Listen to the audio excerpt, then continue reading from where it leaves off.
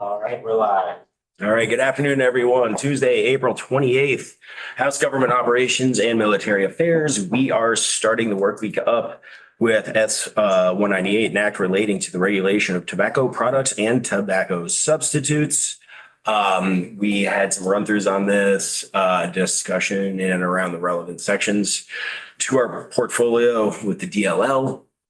And we were asked to take a straw poll on this as we do not have possession of the bill. So that's on the list of things to do with the agenda today, but I wanted to open up the conversation to the table to see if anybody had any comment or thoughts before moving forward. No. No. So everybody's understanding and feeling amenable to the words that were presented to us. Yeah. Okay. That's pretty clear. Yeah. No, and I know it's a lot of work went into that with the Commerce Committee over in the Senate, DLL, a lot of different stakeholder groups. So I also want to be very respectful of the work that went into that. So. All right, team. Shall we call for thumbs? All right, favorable thumbs for the language as presented. All right, that is a favorable thumb vote of 10-0J.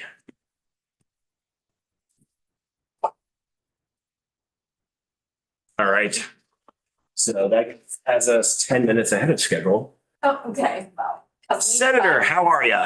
We will just jump right into S 278, an act relating to cannabis. We are joined by Senator Keisha Hinsdale, who is both the reporter and sponsor of the bill. Senator, good to see you. For the record, Senator Keisha Hinsdale, member of Senate Economic Development, reporter of S 278. I think some newspaper reported us as like hard on tobacco, soft on pot or something. But both bills came out of our committee roughly around the same time. So given that, you know, you all have kind of a different jurisdiction, I'll just say the philosophy. And hi, are you a new member of the? I am. Oh, apologies, Senator. Yes, this is the new member from Burlington. Oh, okay. And I am not gifted as a member of this committee with the voice of the people I represent, but I won't fail them in any way whatsoever. Okay, that's a huge charge for all of us. It is. So Well, we it will is not for fail me. them. We will Yes. not fail them. Great. Nice to meet Check you. this out. Hi, Representative Scully. Welcome. So the Senate Economic Development Committee often looks at what I sometimes call our vice portfolio as an area where we are tasked with making a coherent market once we move something out of the illicit market and legalize it. S 278 represents the first economic development bill for cannabis that has moved through the legislature. Most of the other cannabis bills have moved through as some form of deregulation, but not necessarily market coherence. Market coherence felt increasingly important as we are on our third year of legal cannabis sales for not just because of our good actors in our local craft cannabis space and the work they've done to create a burgeoning and successful market, but for two other reasons. Number one, the federal government, the Trump administration, is making some overtures about descheduling of cannabis. And that has the potential to kind of upend the entire market and create a lot of winners and losers. We often look at the market we have, whether it's craft spirits and, the ways that we've moved other products more toward market coherence, that we try and make sure that we're giving as many advantages to our own businesses here in the state to do the right thing, to be rewarded for that, and to take up more of the market share. The other factor that I think is really well articulated by counsel, by Tucker over the years, and particularly this year, is that regional market coherence also benefits our Vermont retailers, our Vermont cannabis retailers and growers. So we would argue from the Economic Development Committee, where we got this bill out 5-0, that this simply allows people to make their own consumer choices in a more streamlined way and in a way that creates more value in our local economy than requiring people leave to go to New York, Massachusetts, or other states that have different purchase limits. It's probably a good time to say, with many of these purchase limits, there's no monitoring so that you can't simply walk into multiple stores and exceed these purchase limits necessarily. We're probably never going to have a system that can manage people purchasing cannabis from multiple establishments, especially if they go in-state and out of state at the same time. This actually gives us more ability to make sure that those purchase limits don't push people outside of the state, and that we capture more of that market and allow people to make those transactions simply at one location rather than go to multiple locations. We are one of 12 states that has a legal recreational marijuana market.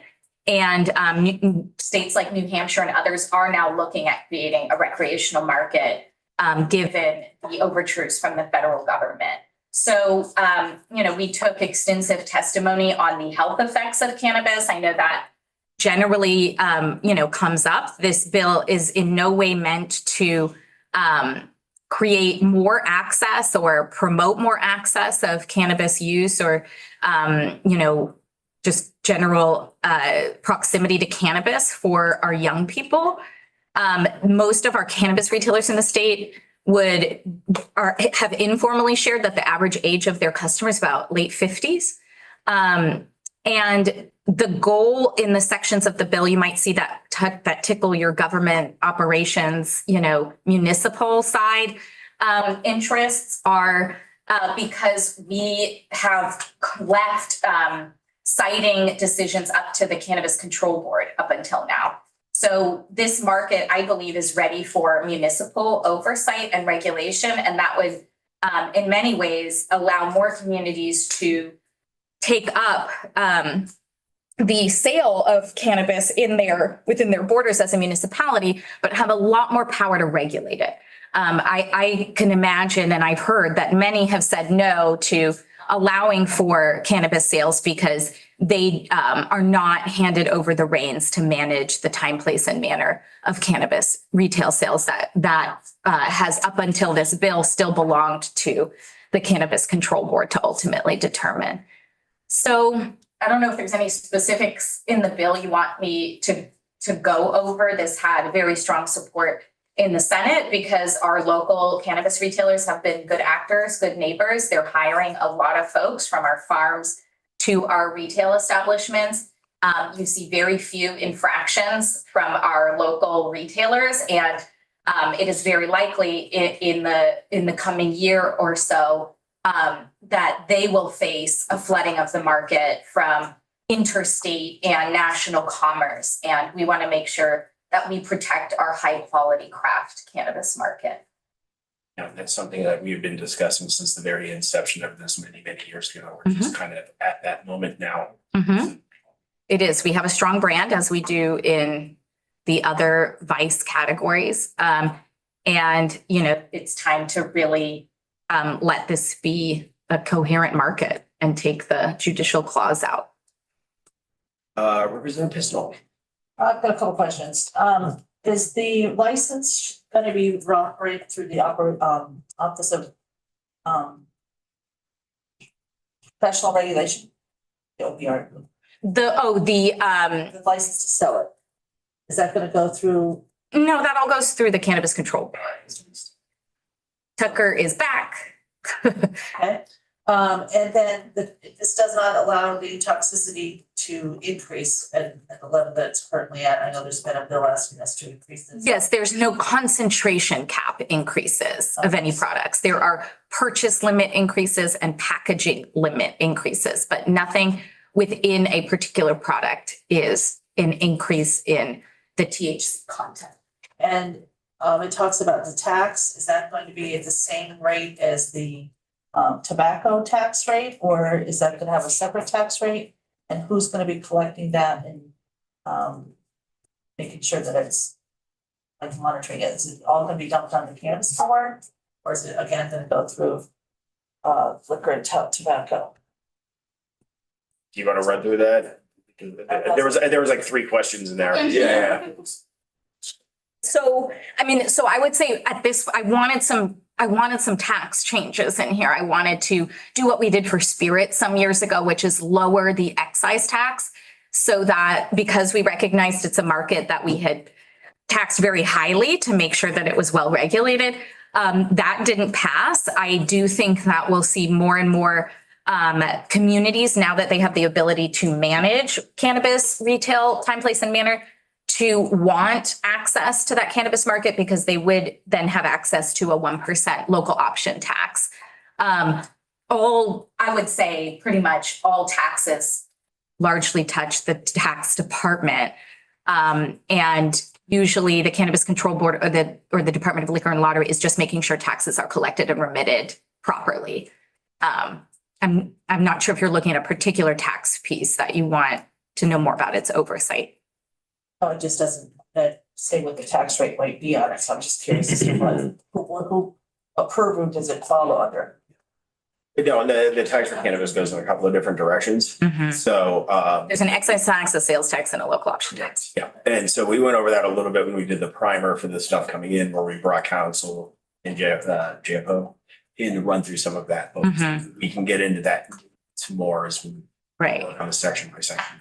They are above forecast. I would say they, just like spirits at some point, if they are taxed at a much higher rate than our neighbors, then we simply end up losing that business. So we should be paying attention to their excise tax rate particularly.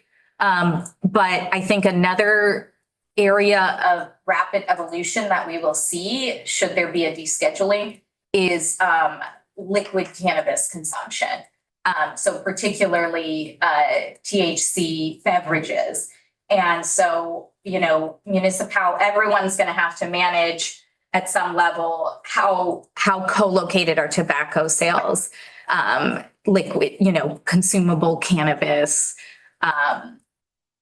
and alcohol. That's going to, I think municipalities are going to have to be our partner in an ongoing look at, where all those products are placed and how accessible they are, and how you tax a THC beverage in a potentially different way eventually.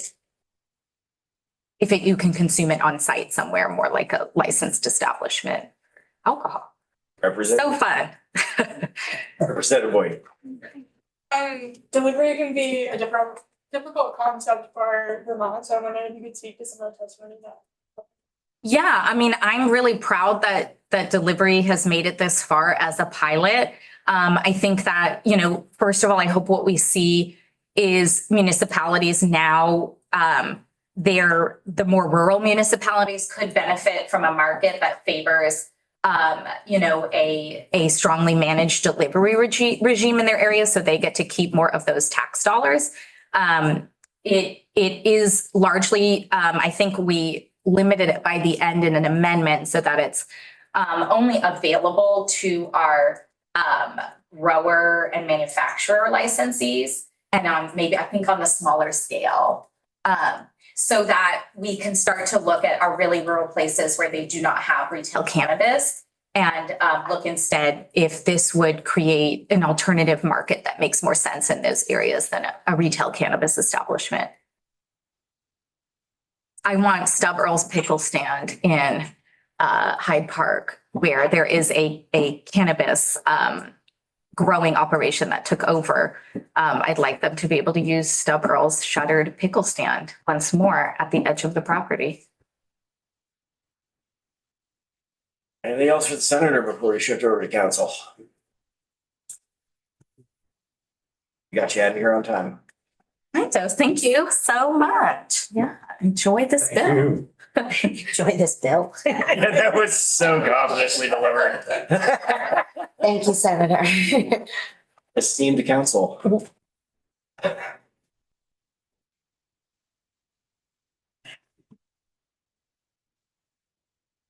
One by one, we're on 34.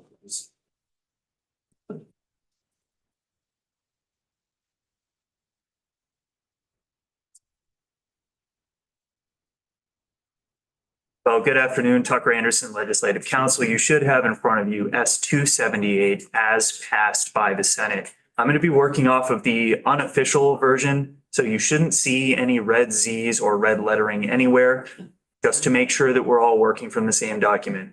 And if at any point you need me to put the bill up on the big board behind me, I am happy to share my screen. I'll just screen and my screen. I share my scream. Oh, that was Freudian. Absolutely. AB 58. Everything's a screen. Great pivot. So I just need a 15-second heads up so that I can bring up my fancy new iPad that I'm learning how to use. And it'll be a little easier for highlighting things that I'm walking through with all of you. All right, so let's hold hands and begin the walk. The opening conversation that you had was pretty large in scope, touch on a lot of different things. I want to make sure that we ground some of the discussion in the current state of the law and what the bill does as we go section by section, because some of the things that you began discussing are not touched on in the bill. And some of the discussion, particularly around shifts in federal law, is much larger and a much longer timescale than what this bill is dealing with. So I'm going to start there by talking about some of the shifts that were brought up at the federal level, and quickly just note that the impetus for a lot of this discussion started with an executive order that came out in November. And the executive order from the Trump administration essentially set out an accelerated timeline for federal rulemaking around not descheduling. I want to make sure that we're clear, rescheduling cannabis from Schedule 1 to Schedule 3. Okay.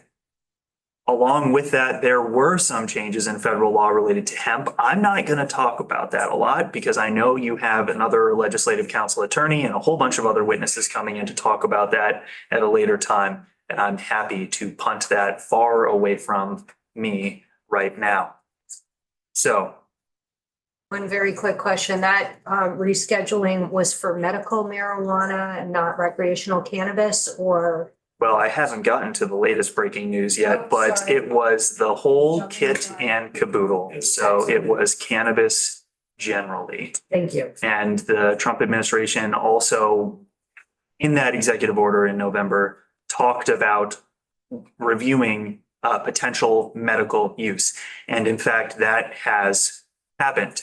So that part of the executive order has happened. The Justice Department issued a final rule related to rescheduling cannabis for purposes of medical research. That became effective today. And you can pull up the CFR on that. I'm happy to send the link to the committee. Take a look at the Justice Department's synopsis and summary for what is happening, and take a look at the final rule proposal. But that latest breaking news is that the rescheduling is going to allow for greater research opportunities, particularly in state regulated markets for medical marijuana use and research. Said marijuana in that instance because that's the term that is used in the federal regulations. And from now on, I will stick strictly to the Vermont definition, cannabis. I will not be attempting to pronounce any of the specific cannabinoid terms that are used in the bill because I butcher it every time. Okay, so starting with some of the first sections of the bill, wanted to describe to you the architecture of the various limits that are put on the products in this market, and make sure that we're focusing the discussion on the amendments that are contained within the four corners of S-278 as it passed by the Senate. There are a number of different limitations that are applied to cannabis products. There are concentration limits. Those apply to flower, if that term is appropriate here, at 30%. And then cannabis products, those that have gone through a manufacturing process, could be solid or liquid cannabis concentrates, as an example, limited to 60%, unless the transaction is between licensed entities that are named in the statute. There's leeway for that to go to a higher percentage. But as far as consumers are concerned, 60%. That is not touched in this bill. So as the senator brought up, THC concentration limits are not amended in S-278 as it passed the Senate. There are serving size labeling requirements that are also not touched by this bill, but I wanted to bring them up because from what I understand, they might be part of a conversation about packaging limits, an additional layer of limitation that is put in place, and that is amended in this bill. There are transaction limits, how much an individual consumer can purchase in a single transaction from a retailer. And finally, there are possession limits, how much cannabis an individual can carry on their person within the state of Vermont. So I just took you from the micro level THC concentration within a product all the way up to how much can an individual have in their car on their way from the cannabis retail establishment to their apartment. All right. So with that, under the reader assistance heading for packaging limits, Section 1 amends 7 VSA Section 881 to increase the amount of THC that can be within an individual package for purposes of a product. It increases that limit from 100 milligrams to 200 milligrams. This amendment on its own does not impact transaction or possession limits. This is just about how much can be within an individual package. Okay. Under the reader assistance heading for transaction limit in Section 2, in a single transaction, and this is in subsection B of 7 VSA Section 907, a retailer may provide 2 ounces of cannabis or the equivalent in cannabis products, the increase from 1 to 2. I read that entire opening clause for you because one thing I will note as part of the discussions in the Senate is that there is some administrative difficulty around calculating what the equivalent is in cannabis products. I wanted to make sure to do my due diligence and mark that for all of your future discussions about cannabis. In sections 3 and 4, and we're on page 2, we're going to move quickly into page 3 here. There are amendments within Title 18. These are conforming amendments. Because the Senate has proposed to increase the transaction limit, the possession limit must also increase to 2 ounces. Otherwise, you have an instant civil infraction for simply purchasing up to the legal transaction limit. So that is what happens in sections 3 and 4. You have an increase from 1 ounces to 2 ounces for cannabis and from 5 grams to 10 grams for hashish. All right, we're moving along. Section 5, we're at the bottom of page 3. We're under the reader assistance heading for permits and pilot programs. There are going to be 2 permits that we'll review. Both of them are subject to a 2-year pilot period. One thing to flag ahead of time is that there is some robust delegation of legislative authority here to the Cannabis Control Board during the term of the pilot program to allow the CCB to regulate the terms of these permits and the types of events and delivery requirements that would be applied to the holders of these permits. First, Section 5, page 3, line 16. 7 VSA Section 912 is added. This is going to create the event permit. You are familiar, I believe, with the broad scope of events permits that already exist in Title VII for alcoholic beverages. For purposes of this pilot program, the event permit is quite broad. It does not get into the granular detail that you see for alcoholic beverages by separating out types of events and applying different permits to those types of events. Talking about sampling event and limited event permits, used to be called festival permits, but also special venue serving permits, and the list goes on for purposes of alcoholic beverages. Here, this is everything. All right, subsection A. The board is authorized to grant event permits to licensed cannabis establishments in good standing. Cannabis establishments defined in Title VII include all of the license and permit types that are issued by the Cannabis Control Board. The holder of an event permit is authorized to oversee and administer a commercial event pursuant to this section and any board rules. Notwithstanding Section 833 of Title VII, persons who are over 21 years of age may consume cannabis or cannabis products at an event authorized pursuant to the section. What did that last sentence do? It allowed cannabis to be consumed at the event because currently cannabis cannot be consumed at a public place, which is a specific definition that is set out in statute. So this would allow for purposes of these events for cannabis to be consumed at the event. Subsection B, we're on line 3 on page 4. This subsection governs the eligibility for the permit. A licensed cannabis establishment is eligible to apply, provided that the establishment submits a fee and an application demonstrating to the board's satisfaction, first, that the establishment received the local control commission's approval or approval from the municipal legislative body if there is no local commission. This includes any conditions and limitations that have been put on the issuance of the permit appropriate to protect the public, manage traffic, and abate nuisance. That last clause, abate nuisance, covers quite a bit and could also include, for example, limitations on the time, place, and manner of cannabis consumption at the event.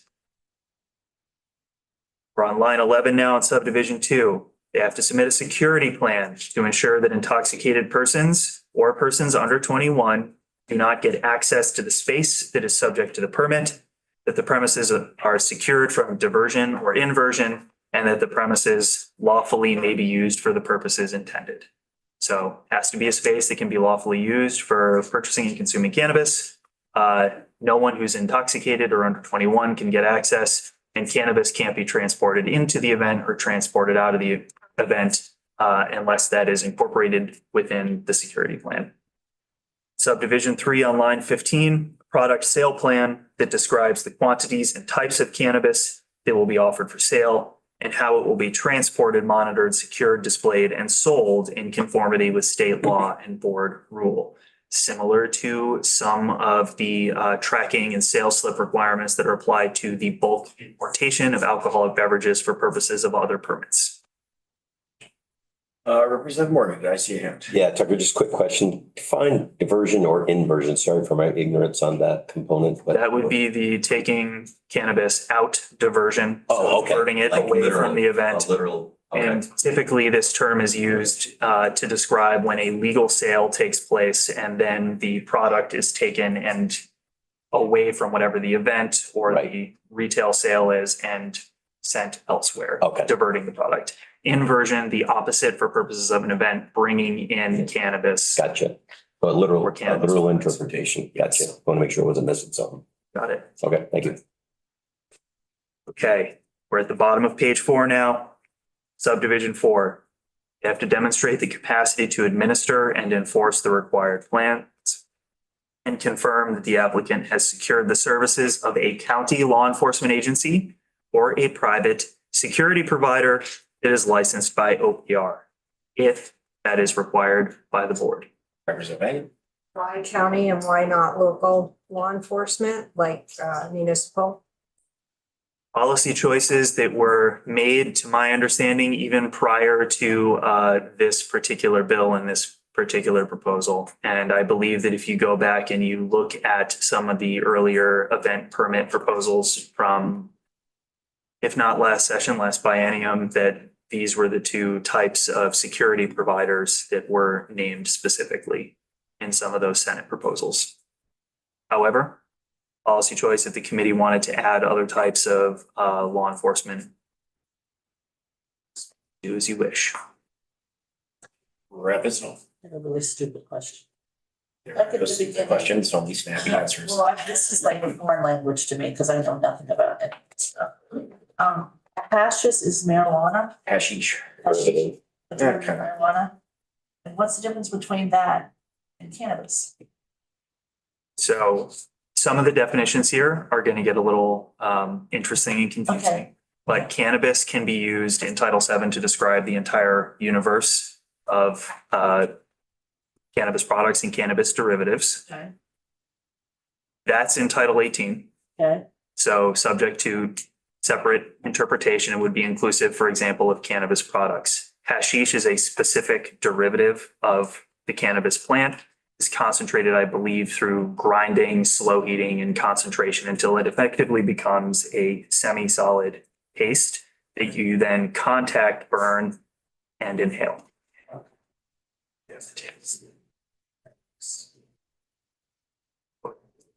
I'm getting some nods that I sufficiently described hashish. So first time this session that happens. It was perfect. Says the retired police chief. The definition would have held up in court, chief. Yeah, It certainly would. yeah. well, being one of the oldest ones in the room, so. Carry on. Let me.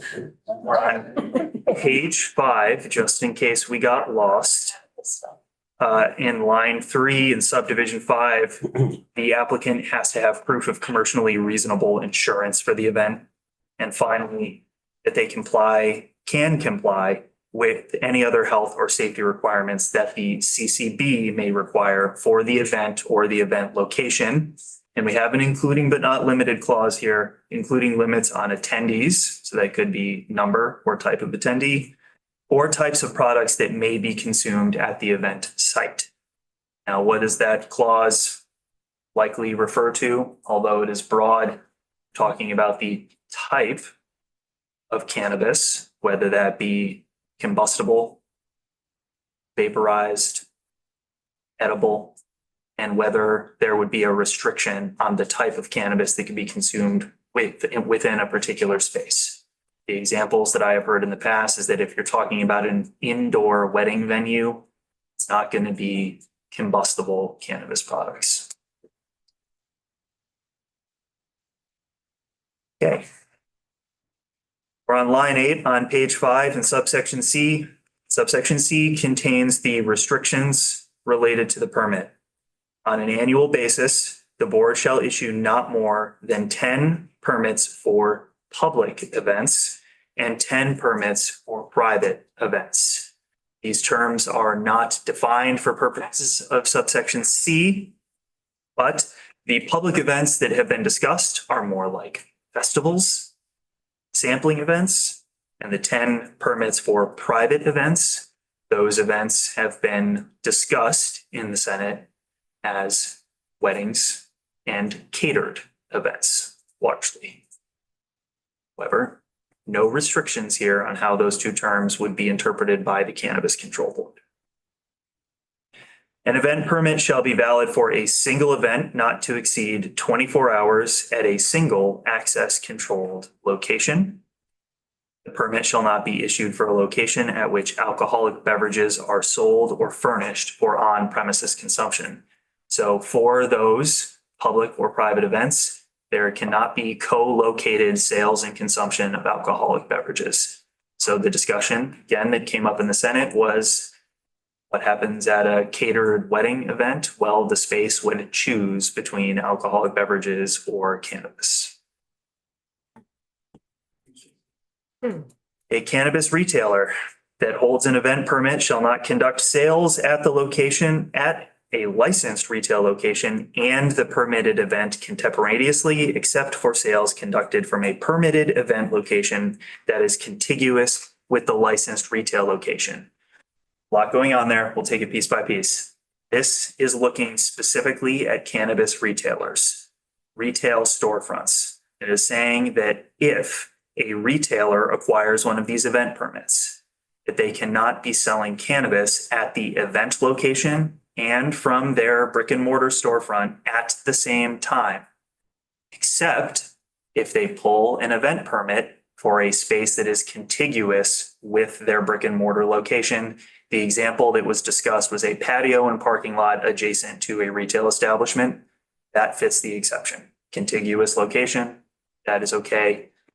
This language mirrors what you see in Title VII for manufacturers. of alcoholic beverages, where they are allowed to simultaneously have manufacturing and retail in one location, and then in a contiguous space, pull a fourth class license or potentially first or third class license, provided that it is on the same contiguous property locations. I'll recognize myself. So if a retail establishment in a small town in Vermont wants to cater an event at another location in town that's a typical wedding venue, they have to shut their retail location and only do that special event at that time of day. Yes.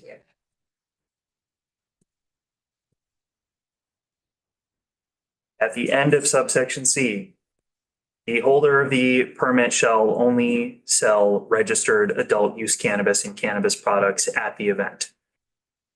Why is this requirement built in when it would seem like an overlay for retail generally in Title VII? Well, because there are non-retailers who are eligible to acquire this particular event permit, right? Because they're talking about potentially cultivators, farming locations that could pull an event permit and need to ensure that whatever products are being sold are registered with the CCB prior to being sold at retail.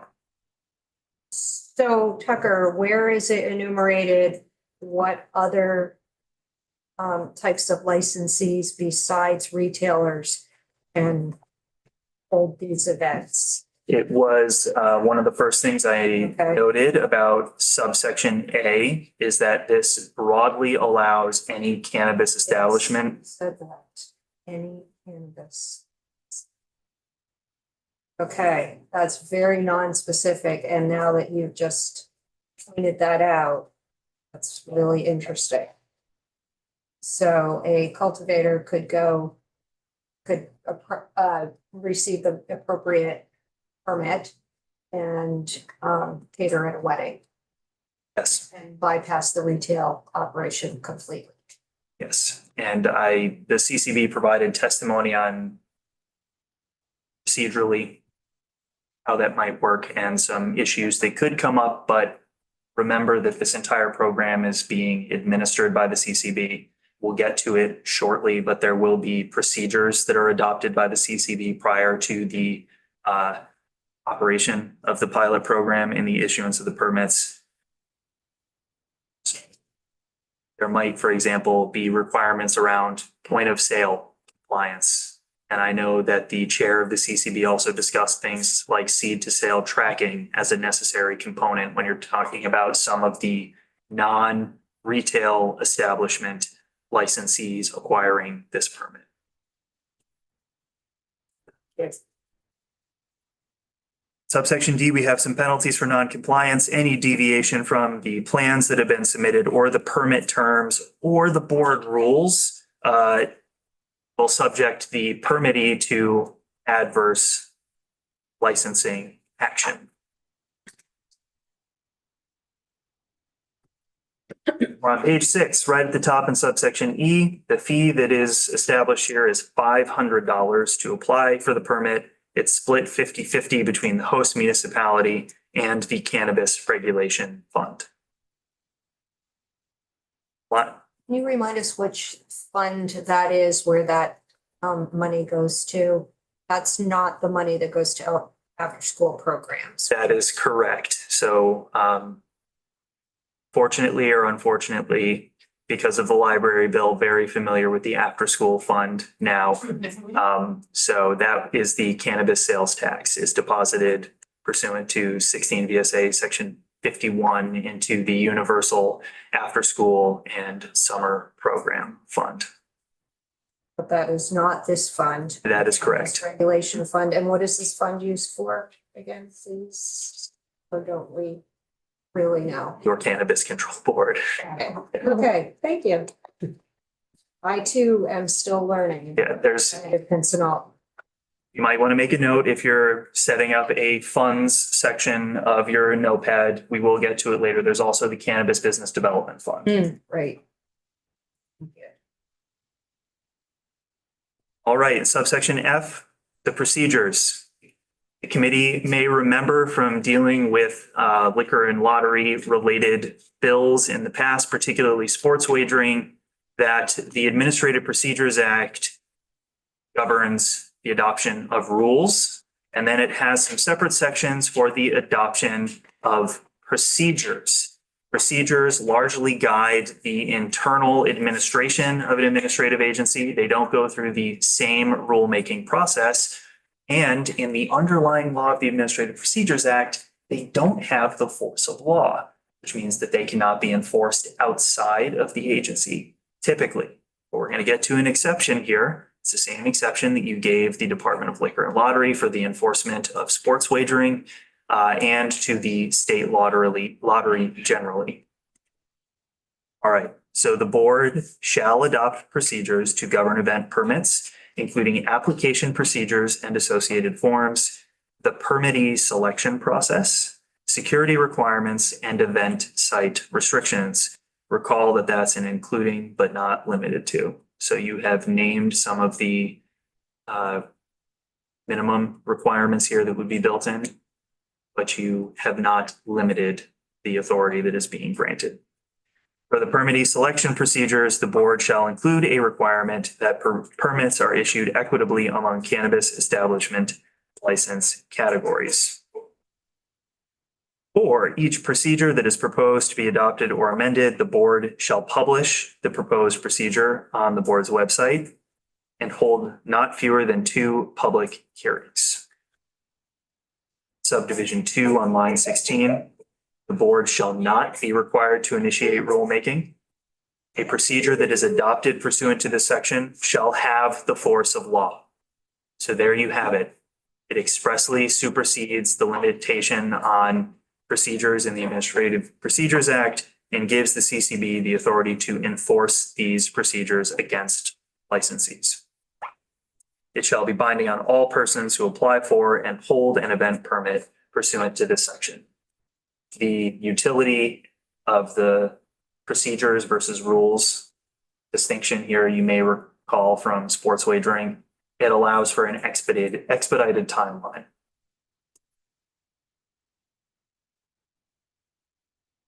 And of course, no review by LCAR, part of the expedited timeline. Can you elaborate on that a little bit? Because rulemaking tends to go through CAR, but where is this expedited timeline that suggests that this does not have to go through CAR? Because these are procedures and not rules, they follow a separate requirement in Title III under the Administrative Procedures Act. It doesn't require pre-filing. It doesn't require review by the Interagency Committee on Administrative Rules. It doesn't require the same distance between public hearings, the same type of public input requirements. It doesn't require the submission of a final rule or a rules packet, and it does not require review by LCAR. And not only have you called out the procedures in the Administrative Procedures Act here, you've also not withstood some of the limitations so that they take effect, have the force of law, and specifically, you've called out that they don't have to follow the rulemaking procedures that establish under the APA. Thank you. I read section 2 to say required to initiate rulemaking, and it's not required. All right, that was all the events permit. We're on page 7 in section 6. We're about to jump into delivery. Subsection A authorizes the board to grant delivery permits to tier 1 and tier 2 cultivators and tier 1 and tier 2 manufacturers. To pause for just a moment, Note for you that 7 VSA section 910 within the licensing provisions that are administered by the CCB, that the tiers are defined for cultivators, outdoor cultivators with up to 1,000 square feet of plant canopy, or fewer than 125 cannabis plants in an outdoor cultivation space are tier 1. That goes up to 2,500 square feet for tier 2. Indoor, 1,000 square feet of plant canopy for tier 1, 2,500 for tier 2. There are mixed cultivator tiers that follow the same track. For the manufacturers, these are manufacturers in tier 1 that process and manufacture cannabis in order to produce cannabis products without using solvent-based extraction and not more than $50,000 per year in cannabis products based on the total annual sales. And for tier 2, manufacturers that process and manufacture cannabis in order to produce cannabis products without using solvent-based extraction above the first tier. There's no limitation put in place. Okay. Great. So now that we know the tiers, the board is authorized to issue to these tier 1 and tier 2 licensees, provided that the cultivators and manufacturers do not also hold a retail license. So these are exclusively manufacturers and cultivators. They don't also have a storefront. Subsection B, terms and restrictions for the delivery permit. The board may grant not more than 15 delivery permits annually. The holder of a permit may deliver cannabis and cannabis products that are sold from the licensed premises for consumption off the premises to an individual who is 21 or older. And then we have the list of provisos. Provided, subdivision 1 on line 12, delivery shall only be made by the permit holder or an employee or agent. 2, delivery shall only occur between 9 a.m. and 5 p.m. Deliveries shall only be made to a physical address located in Vermont. 4, line 18, an employee or agent of a delivery permit holder shall not be permitted to make deliveries pursuant to the permit unless that employee has completed a training program that is approved by the CCB. Finally, we're on page 8, subdivision 5.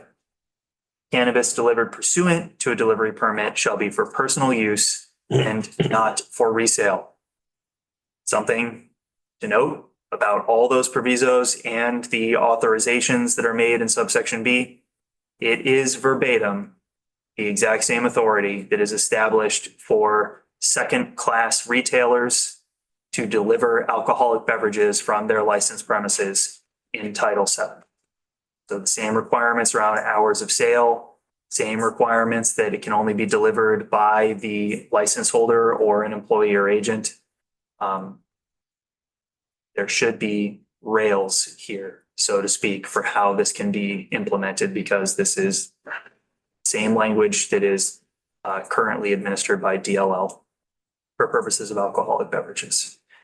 Another quick thing to know, because I failed to before, is that the numbers of licenses that are issued under the pilot program, discretionary.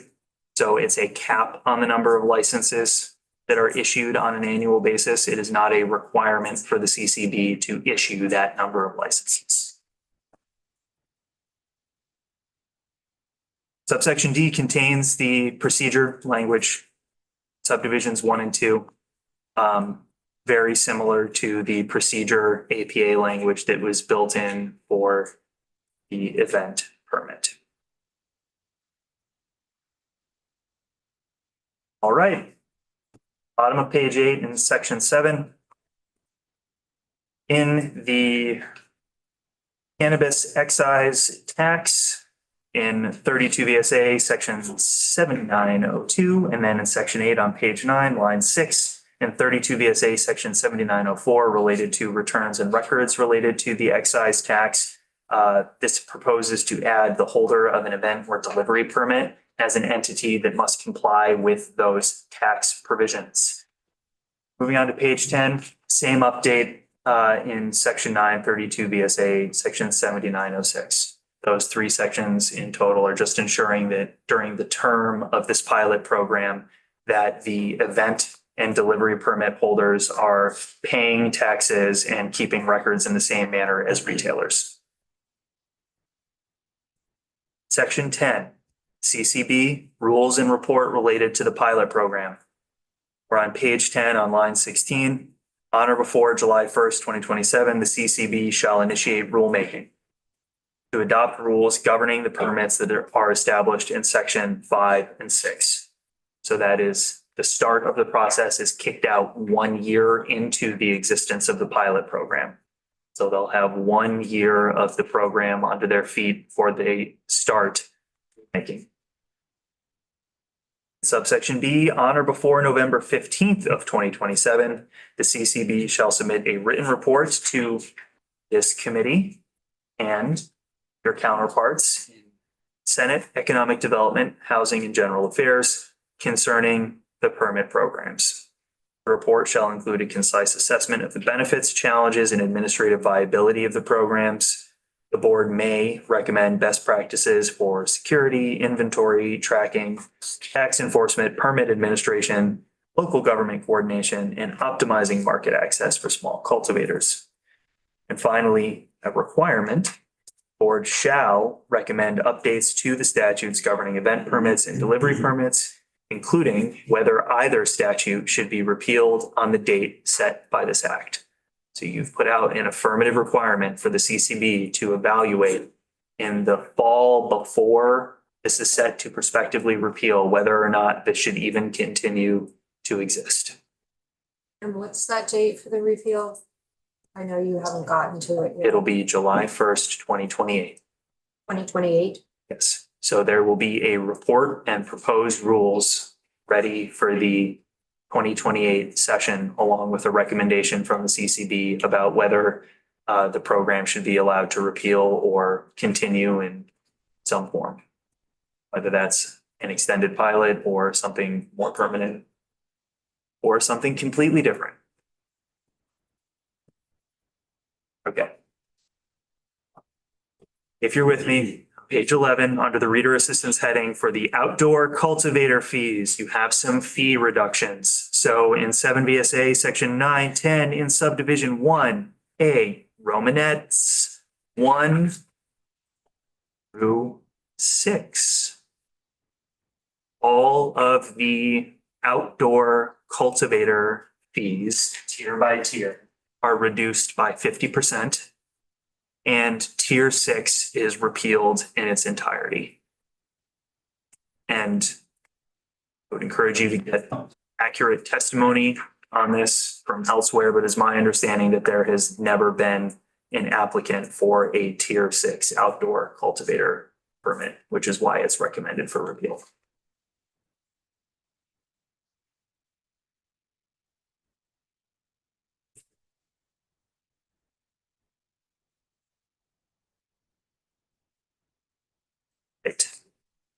We're on page 12 now, municipal authority, reader assistance heading on line 17. Moving into section 11, this amends 7 VSA section 863, which is the core section within the cannabis statutes that deals with regulation by local government.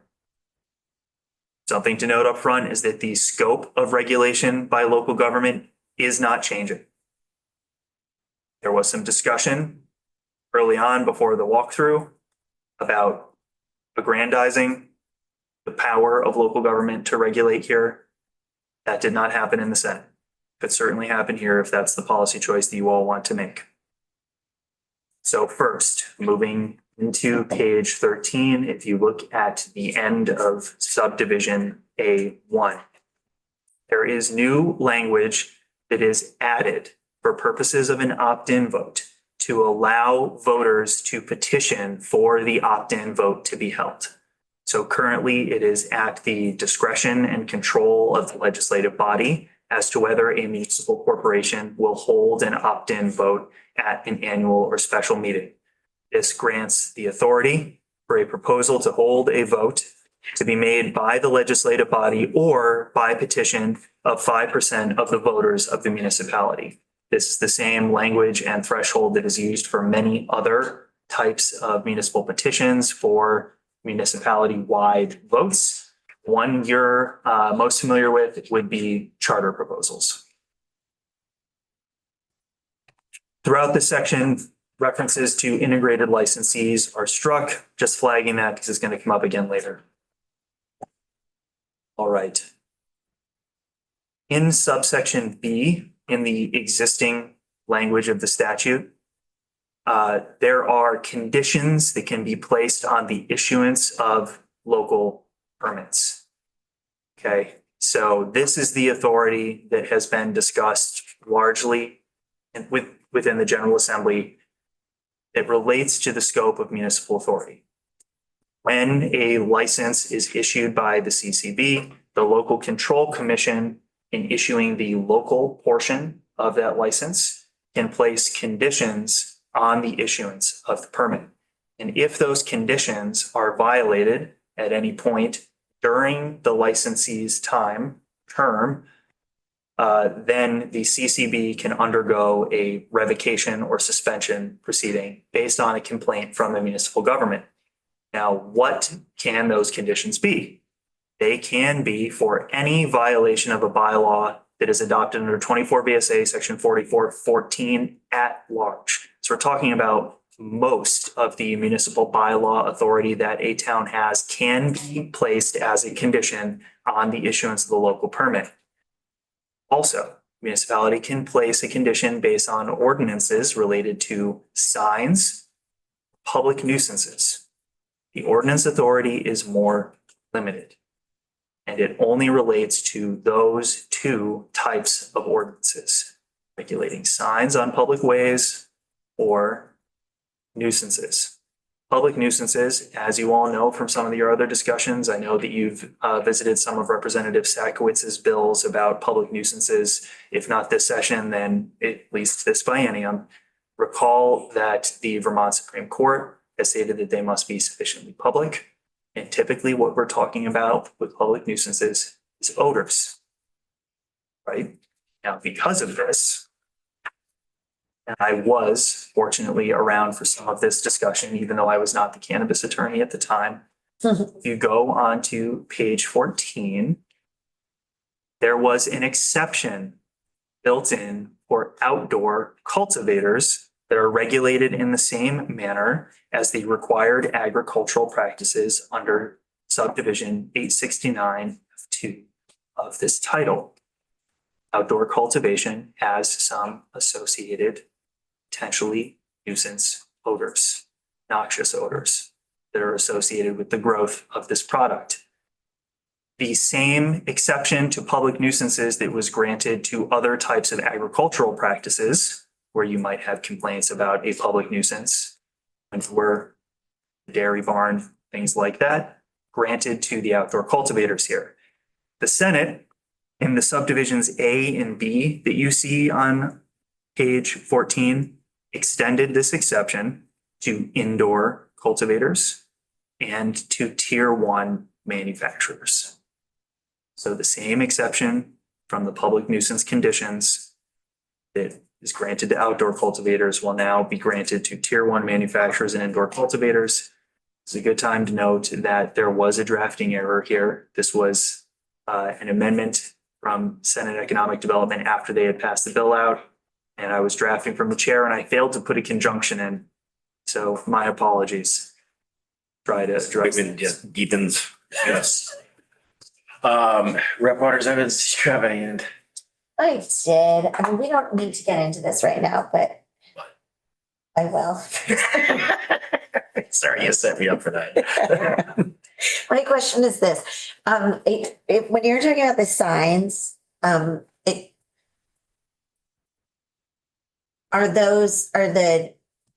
municipalities allowed to make different, have different laws for cannabis establishments than they are for like a gravy stand or something?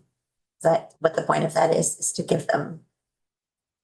It's how a sign could be hung outside of the cannabis establishment itself. For example, whether or not to allow sandwich boards on the public sidewalk, the types of sign that can be hung from a business.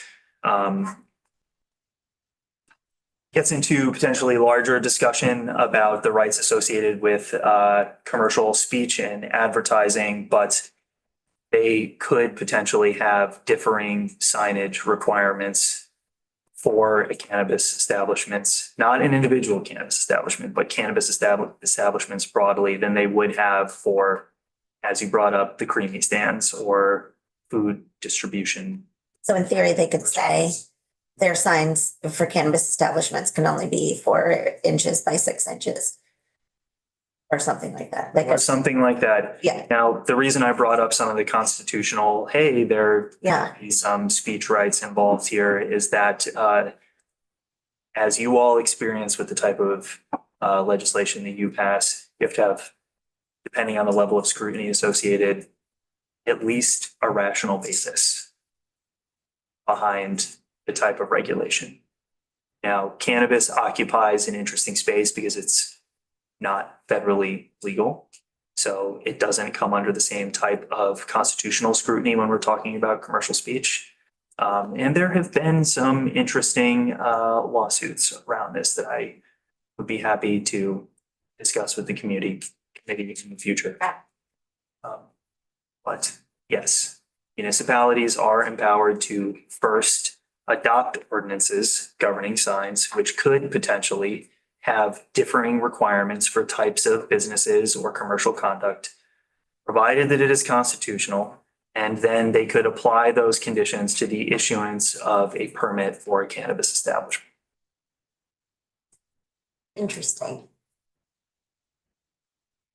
Now, all that is existing authority. Yeah. Where this got a bit confusing, if you're looking at page 14, was in subsection D. Because as this statute came together, there was concern that with the authority for municipal governments to put conditions on the issuance of a local permit, that the opt-in vote, where the voters by majority approved the operation of cannabis establishments within their municipality, could be effectively overruled by the legislative body adopting an ordinance or a bylaw that effectively prohibits the operation of the cannabis establishment. So the example that came up at the time would be prohibitive zoning, effectively exclusionary zoning. Adopting zoning bylaws that would just prohibit the operation of any cannabis establishment, either facially in the terms of the bylaw or in effect by making it impossible for the establishment to be located anywhere within the municipality. So subdivision D1, and this is current law, municipalities prohibited from adopting ordinances or bylaws that prohibit the operation of cannabis establishments within the municipality. The amendment that you see in subdivision D1 doesn't change the prohibition itself. It is amending the language with what I understand the intent of making it more clear what this is doing. Because some municipalities have interpreted this as removing any authority to regulate cannabis establishments through the conditions that are applied to the issuance of a local permit, which is not the case. This is targeting exclusionary zoning and the total prohibition of cannabis establishments through ordinances or bylaws.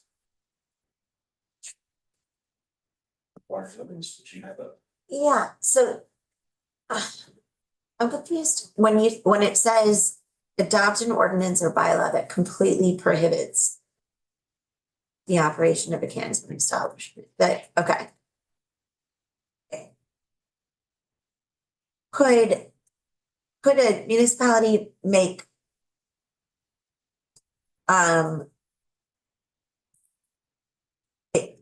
could a municipality create laws such that there would be like one place in the whole town where you could have a cannabis establishment, that maybe no one would ever open one there, but it doesn't technically completely prohibit it.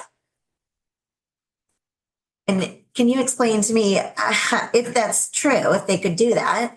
They could say you could have it on the corner of Main Street and Maple Street, and that's the only place where you can have a cannabis establishment, but there's like a graveyard there or something, and then you can never have one, right? I'm just making stuff up right now, but like you could, because it doesn't completely prohibit it. It just makes it extraordinarily difficult. I thought we already said you can't do that. So, and that's this statute. So how, right? And we're changing it, but. Correct. So the status of that is not changing. And as you went on, you got closer and closer to what a de facto exclusionary zoning is, which is prohibiting the location of a type of business or prohibiting the use of property in a certain way in so many areas within the municipality that you've narrowed it down and made it impossible for that conduct to take place. That is still prohibited. Municipalities could not do that. But could they establish a district within the municipality where all cannabis, alcoholic beverages, lottery sales take place and they don't take place anywhere else within the municipality? Yes, provided that you don't step past that line where you've completely excluded the possibility of a cannabis establishment being located within the municipality. And again, this only relates to those municipalities that have had the opt-in vote to begin with, right? But if a town did an opt-in vote later this year, let's say, they would still be, okay. Thank you. It's fun. I was so tempted to get into the Danish roots of the word bylaw, talk about why, exclusionary zoning exists because it starts to tiptoe into regulatory police powers, which are exclusive to ordinance authority at the local level. But dial back, pump to the brakes on that. I'll save it for later. I'll save it for later. It's the Saxon Constitution. It would have gotten wild. Some letters from Thomas Jefferson about Sir Edward Coke's lectures about how the Normans ruined everything about British common law, and we had to go back to the Germanic roots. Bylaws. All right. I do want to know more. Now you gotta tell us the rest of We're on page 15. Thank you for that, sir. Page 15, line 4. Yes. Under the reader assistance heading for the distribution of local license fees to municipalities, section 12 amends 7 VSA, section 846 to amend the distribution of the local license fees to be on an annual basis rather than a quarterly basis. Okay. Under the reader assistance heading on line 11 for 2-year employee identification cards, 7 VSA section 910 is amended first in subdivision 8 to establish a 2-year term for the employee identification cards and to increase the fee proportionally from $50 to $100. In subdivision 9, under the products, okay. If you go to page 16 at the end, new language is added related to product registration. The board may issue longer product registrations, prorated at the same cost per year for products it deems low risk and shelf stable. The products may be defined and distinguished in readily accessible published guidance from the CCB. Right now, product licensing is annual. Shelf stable should be an indication of why annual is used for some of these. Talking in some instances with cannabis products about food, which could degrade. Okay. We're gonna hit the time warp here for quite a bit. Because under the reader assistance heading on page 16, line 6 for the repeal of integrated license provisions, all of the sections that I'm about to read to you are a little bit of cleanup. Repealing provisions related to the integrated license. These were licenses at the start of the regulated market that were issued to existing medical licensees in order to bring them into the regulated recreational market. Give them an opportunity since they were already established Vermont businesses. That's what I understand the intent to be. But from what I understand, the integrated license really isn't a thing anymore. So the cleanup is to get rid of the references to the integrated license to match the reality in Vermont. Section 14 strikes that from 7 VSA, section 861. The bottom of page 16, section 15 strikes references to integrated license from 7 VSA, section 866. On page 17, line 12, section 16 strikes references in 7 VSA 881. On page 18, line 11, section 17 strikes a reference to the integrated license in 7 VSA section 901. At the bottom of page 19 in section 18, going into page 20, integrated license references are struck from 7 VSA section 904. Section 19, page 20, line 9 strikes references in 7 VSA 904A. Page 21, sections 21 and 22 strike references in 7 VSA 974 and 987. Which brings us to page 22, line 4, the Reader Assistance heading for CBDF. That's the Cannabis Business Development Fund, which Representative Hango has in her notes, I am certain. Grants for cultivators, manufacturers, and economic empowerment businesses. Section 23 amends 7 VSA, section 987, that's the CBDF section, in subsection C subdivision 1, breaking out new subdivisions A and B. And in subdivision B, this authorizes the fund to be used to provide low interest rate loans and grants to tier 1 cultivators, tier 1 manufacturers, and businesses granted economic empowerment status by the CCB. Just to let you know, CBDF is administered by the Secretary of ACCD. That question came up in the Senate, so I want to make sure to flag that up front. We've done work over the years in and around this bucket before. All right, we're back at the bucket. Line 16 on page 22.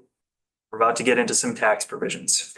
So up front, I'll note for you that I can tell you what's happening in these sections.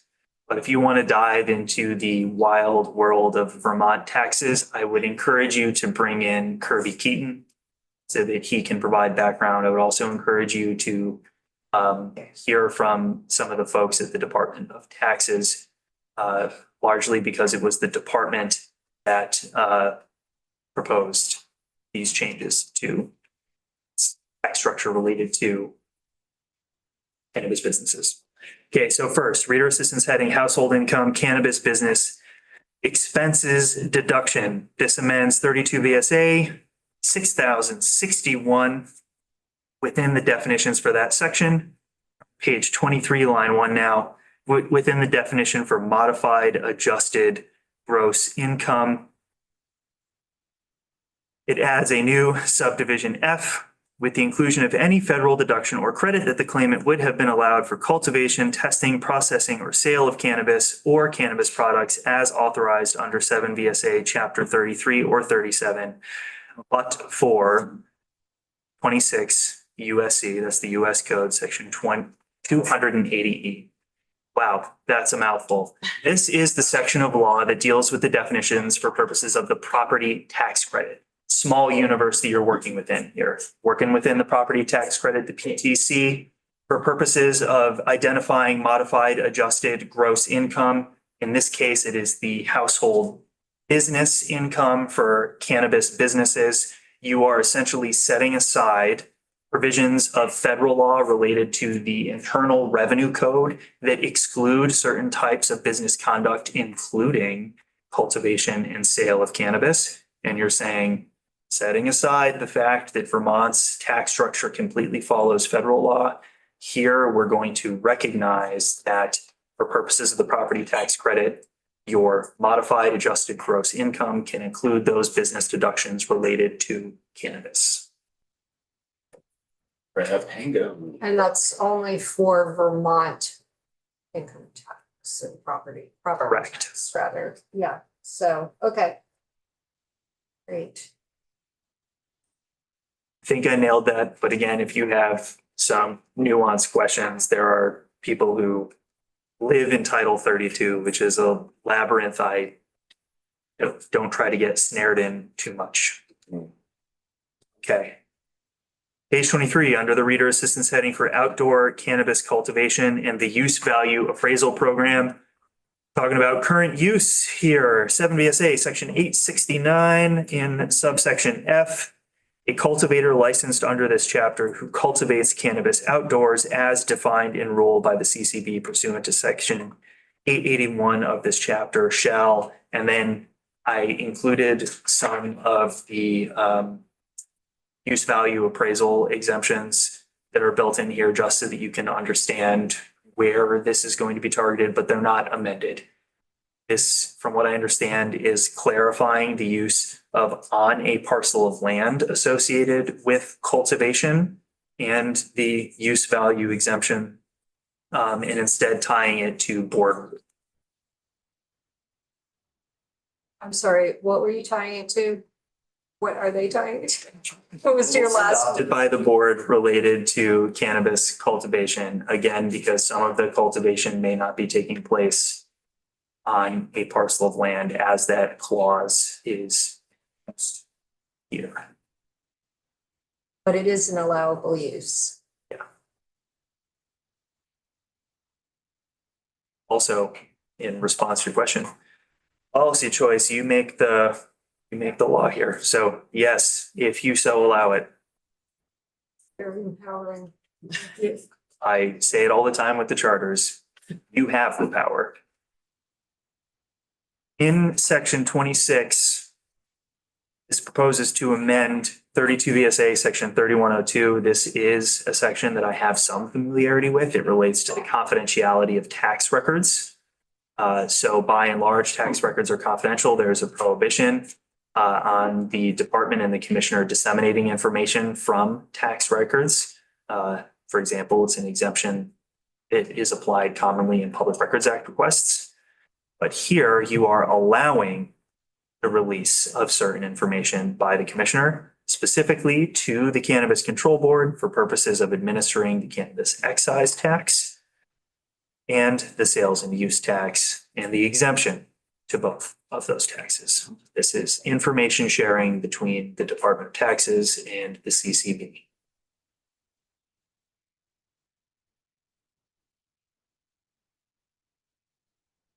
Okay.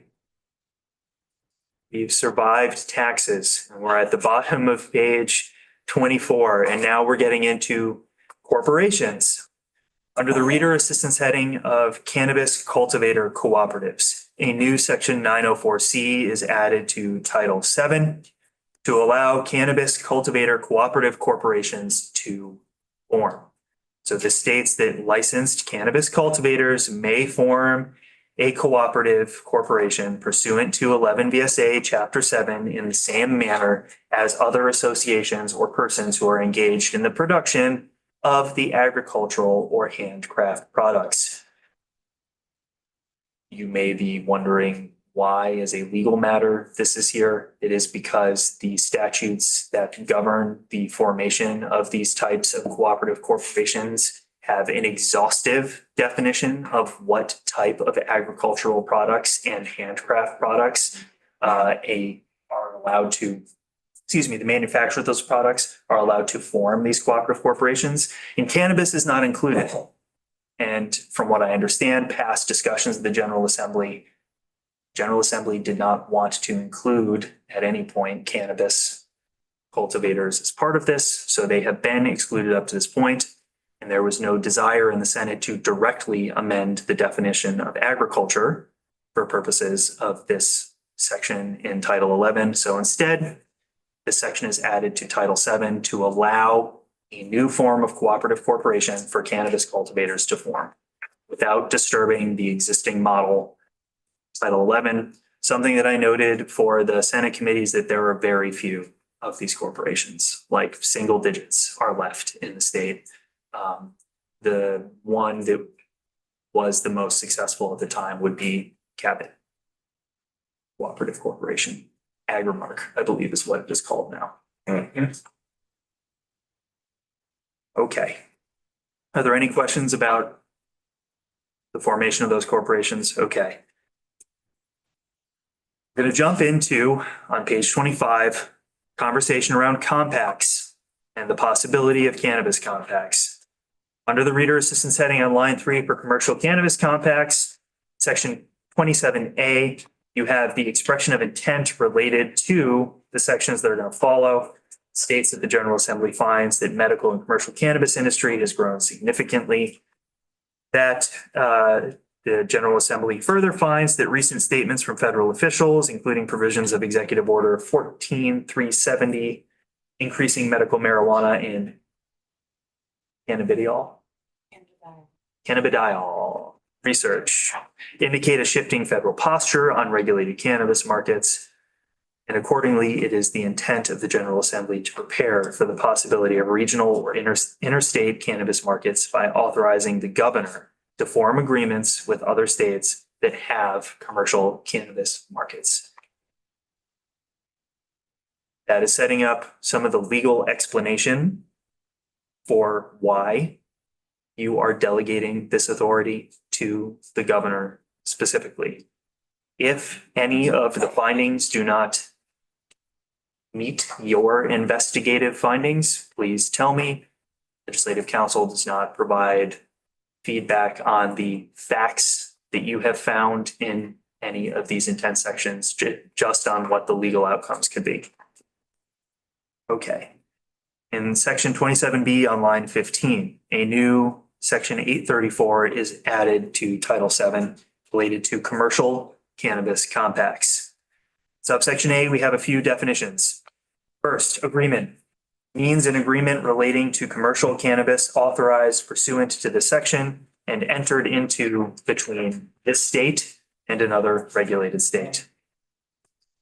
Page 26, contracting state means a state of the U.S., including any district, commonwealth, territory, or possession with which the governor has entered into an agreement pursuant to the section. Subdivision 3 on line 5, foreign licensee means the holder of a cannabis license issued pursuant to the laws of another state or jurisdiction. So there was some questions about why the term foreign license is used here. It's because that's the term that is used in the one other state that has adopted this exact compact language, New Jersey, but also because that is just the term in the law that is used for licensees that exist outside of your state boundaries.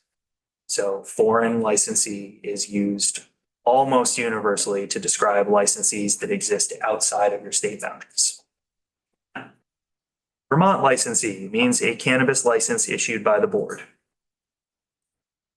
On line 9, subsection B, we have authorization for the governor to enter into these compacts. The governor is authorized to enter into an agreement with another state authorizing medical or commercial cannabis activity between entities licensed under the laws of the contracting state and those operating within Vermont, as long as it meets the following provisos. Subdivision 1, the commercial cannabis activities are lawful and subject to licensure under the laws of the contracting state. And with respect to the interstate transportation of cannabis, the agreement prohibits, in subdivision A, the transportation of cannabis by any means other than those authorized under the laws of the contracting state, and the transportation of cannabis through the jurisdiction of a state that does not authorize that transportation. This is essentially saying that the agreement has to have a component that prohibits transporting cannabis between the party states through states where that importation or transportation would be illegal. So like if you were bringing it from Colorado to Vermont, you would have to go only through states that. If you're transporting it by land, and I think that by air is a slightly more nuanced, different question, but Yeah. it's, or by boat. Oh, yeah, train. You recognizing me? Great, thank you. Do we know how many of these compacts actually exist? So there are 3 states that have adopted compact language. One state has adopted this exact language. And that's So- Jersey. Jersey has adopted this language. The others, there are 3 in the Pacific Northwest, but the third I don't refer to that often just because the language is slightly different. But the 3 others out west, California, Washington, and Oregon. So feasibly, Vermont could enter into a compact with New Jersey. But there are states in between us that probably would not allow the transport. I'll say yes, and also note that it's an interesting thing to think about how it could be transported if this were to ever happen and a compact came into place. New Jersey is a port state. Put it on a shipping container and find its way down the St. Lawrence River, although you'd have to negotiate the Coast Guard in Canada. Thank you. Do these, you may not know this because this isn't your area of expertise, but do you know if these types of compacts exist for other products?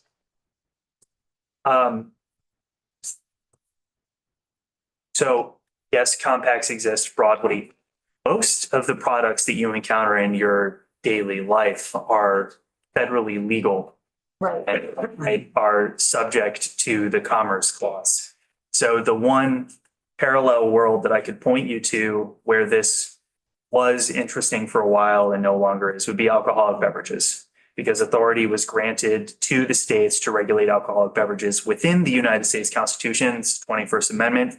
States have that sole and exclusive authority. And in fact, there is a prohibition against the importation of alcoholic beverages into a state against the laws of that state. It's one of only 2 ways that a private individual can violate the Constitution.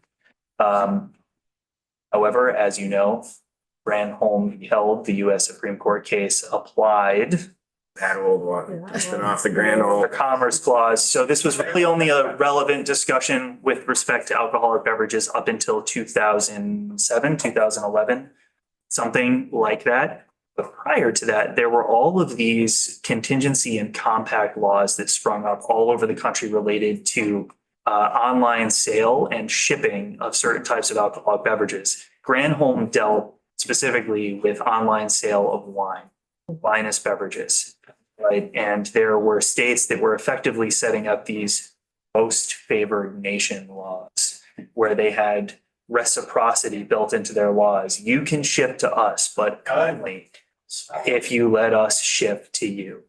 And that's what California did at the time because they're a vinous beverage superpower in the United States.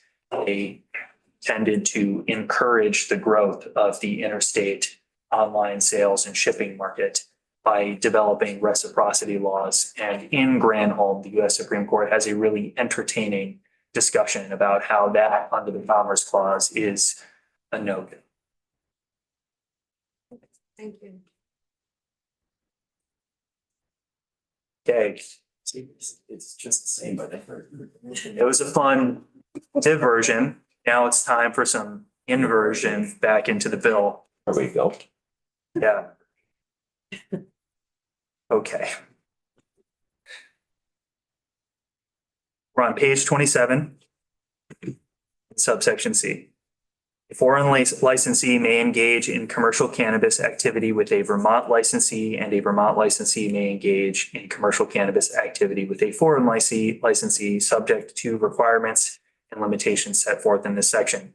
Subsection D, a foreign licensee shall not engage in commercial cannabis activity within the boundaries of this state without a Vermont license, or engage in commercial cannabis activity within a local jurisdiction without proper authorization issued by the local jurisdiction.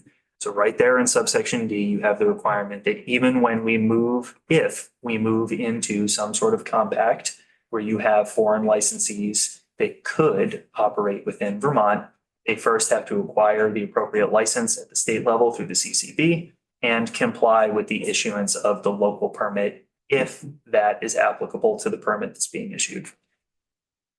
Subsection E, on line 12, an agreement shall require that the contracting state impose requirements on foreign licensees with regard to cannabis to be sold or otherwise transferred or distributed within Vermont that meet or exceed the requirements that are applicable to Vermont licensees. So you have parity and comity between the application of licensing requirements in the party states. The including clause here, subdivision 1, public health and safety standards, subdivision 2, mandatory participation in a system administered by Vermont to regulate and track cultivation, manufacturing, distribution, transportation, sale, and construction. Moving on to page 28, subdivision 3, standards for testing of cannabis that meet or exceed the standards applicable to testing laboratories licensed by the Cannabis Control Board. Moving into subdivision 4, packaging and labeling requirements. Subdivision 5 on line 6, requirements for quality assurance and inspection. Subdivision 6 on line 9, restrictions on marketing, labeling, and advertising within Vermont. Finally, in subdivision 7, a process for identification of adulterated or misbranded cannabis products and the destruction of those products using standards that meet or exceed those that are adopted by the board.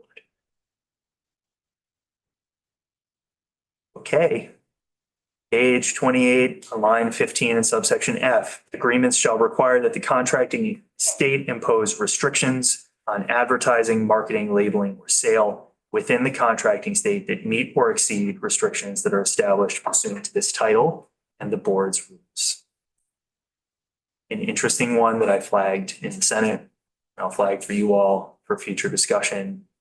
If this moves and if any of these compacts were ever to come into play, that it starts to grow some of the interesting discussion around what some of these speech rights are related to advertising.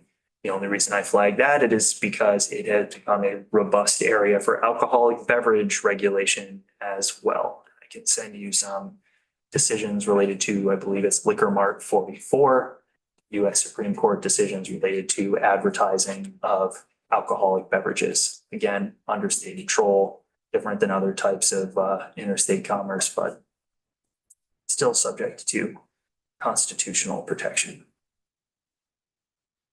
Fun. Okay, the bottom of page 28, subsection G, these agreements shall provide for the collection of all taxes that are applicable to the cannabis activity. We're on page 29, right at the top in subsection H.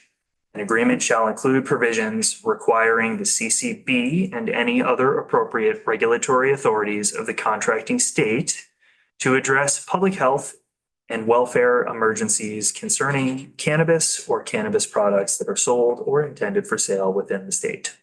That would include recall and embargo of contaminated products. Subsection I on line 6. Agreements shall include provisions requiring appropriate regulatory authorities of each state to investigate instances of alleged non-compliance with regulatory rules and regulations. And it shall include provisions requiring the contracting states to reasonably cooperate with investigations concerning foreign licensees. So you have requirements for cooperative investigation and enforcement when we're dealing with these interstate actors.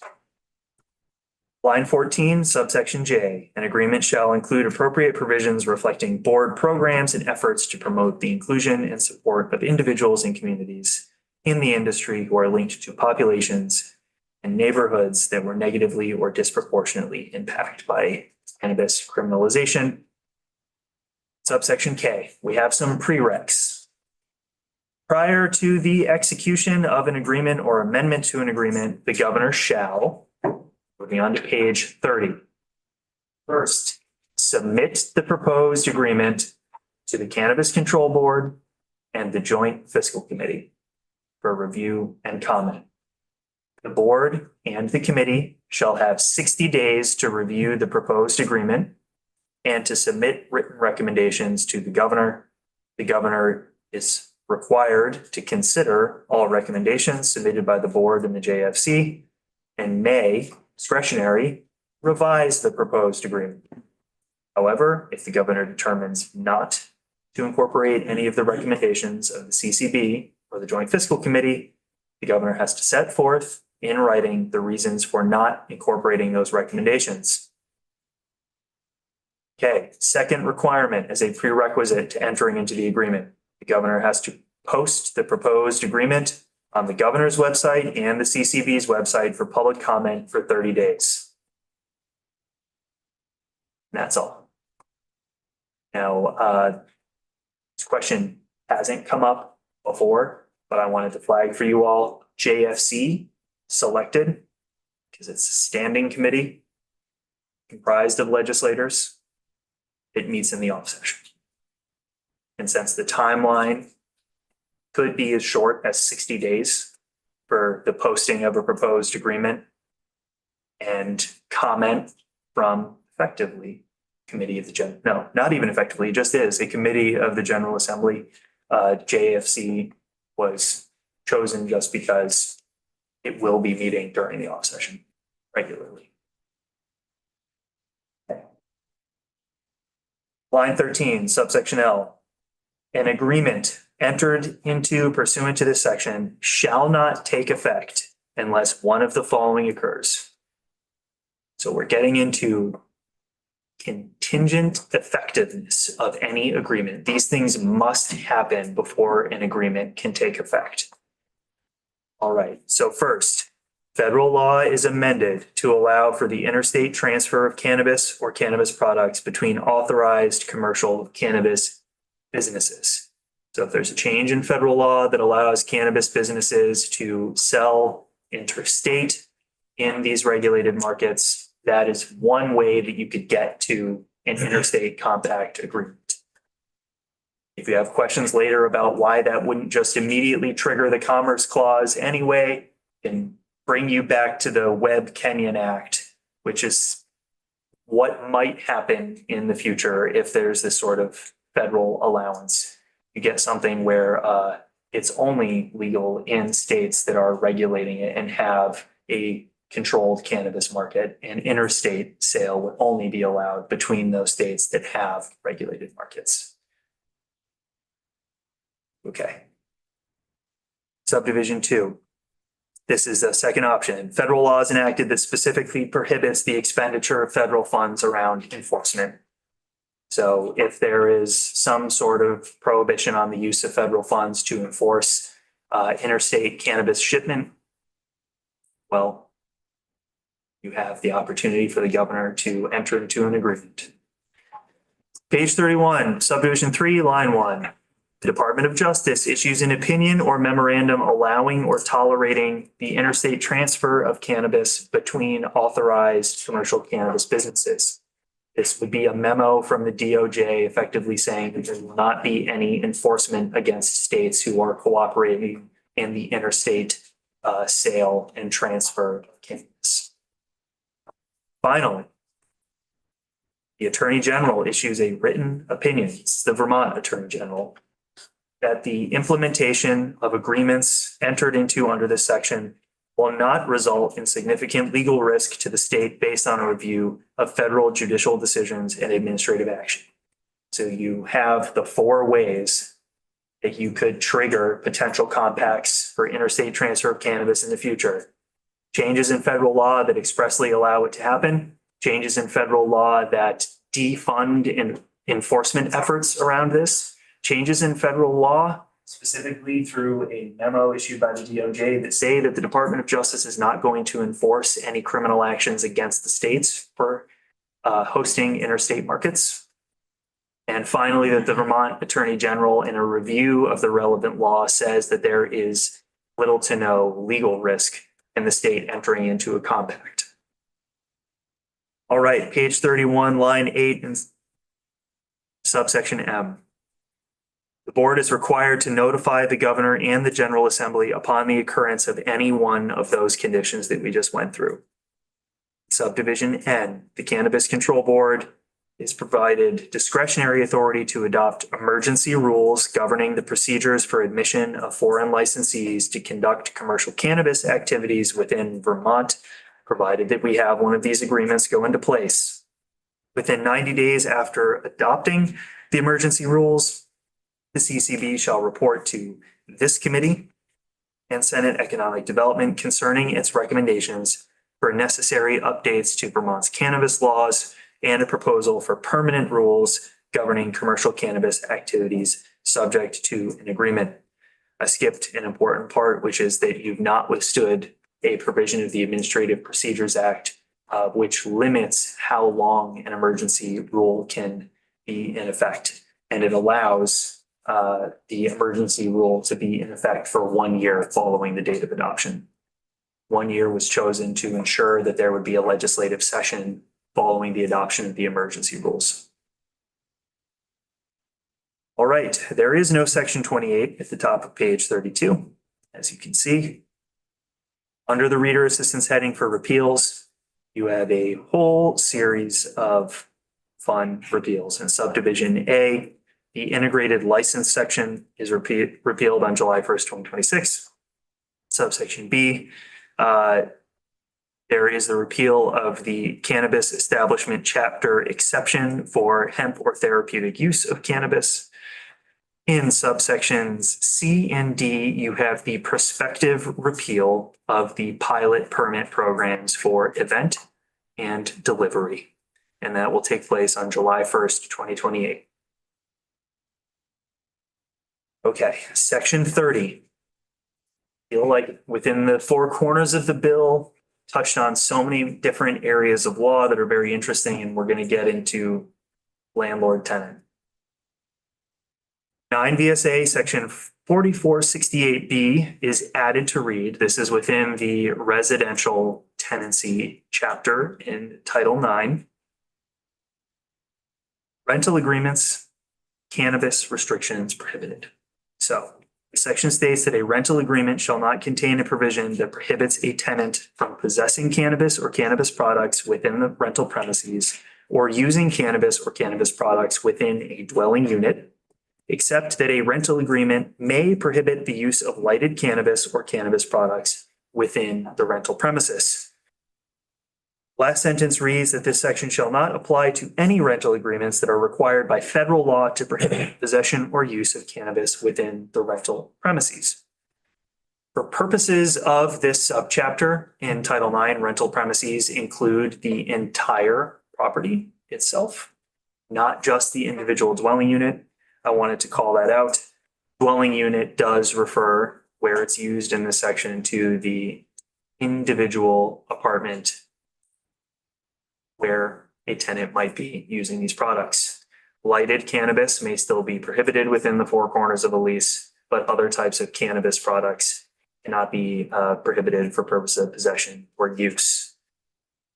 That sentence right at the end this was all part of a floor amendment in the Senate, but that last sentence was flagged by Senator Beck and added to Senator Vyhovsky's proposal of amendment in order to ensure that federally subsidized housing could continue to comply with federal law, which does have a requirement that there be a process for effectively removing a tenant who uses federally illegal substances within the dwelling unit. Page 33, right at the top, section 31. This is a conforming amendment related to the use of cannabis products within a dwelling unit. The effective dates on line 14 on page 33. The effective date section shall take effect on passage and notwithstanding subsection B, 1 VSA 214. That would be the interpretation that no act of the General Assembly is retroeffective unless it is expressly stated to be retroeffective. This section, section 24, related to household income, shall take effect retroactively on January 1st, 2025 for household income received beginning in the 2025 calendar year and shall apply to the property tax credit claims filed on and after January 1st, 2026. retroactivity related to property tax credit, household income deduction. Okay. In subsection C, section 10A shall take effect on July 1st, 2026, provided that on or before the date the General Assembly has appropriated or transferred a minimum of $105,000 to the Cannabis Regulation Fund for purposes of replacing the reduction in fee revenue from outdoor cultivators. So if you remember, section 10A cut the fees for outdoor cultivators in half. This effectively says that if the General Assembly takes no action by the end of the session to shift $105,000 to the Cannabis Regulation Fund, that those fees do not get reduced. That section will not take effect unless there is some appropriation of that money to the Cannabis Regulation Fund by the General Assembly. All other sections take effect July 1st, 2026, and you did it, and apparently with 10 minutes to spare.